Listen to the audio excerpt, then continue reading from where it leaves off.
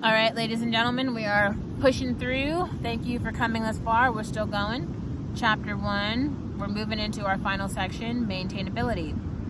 It is well known that the majority of the cost of software is not in its initial development, but in its ongoing maintenance, like fixing bugs, keeping its systems operational, investigating failures, adapting it to new platforms, modifying it for new use cases, repaying technical debt, and adding new features. Yet, unfortunately, many people working on software systems dislike the maintenance of so-called legacy systems. Perhaps it involves fixing other people's mistakes, or working with platforms that are now outdated, or systems that were forced to do things they were never intended for.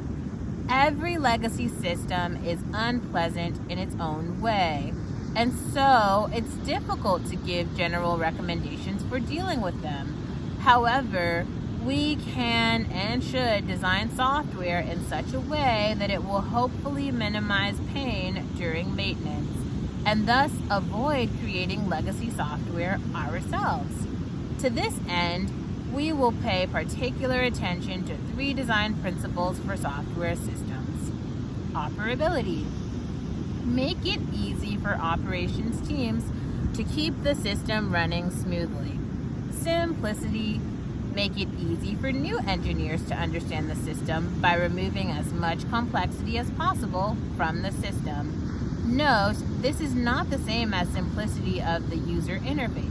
Evolvability. Make it easy for engineers to make changes to the system in the future, adapting it for unanticipated use cases as requirements change, also known as extensibility, modifiability, or plasticity. As previously with reliability and scalability, there are no easy solutions for achieving these goals. Rather, we will try to think about systems with operability, simplicity, and evolvability in mind. Operability. Oh, next section.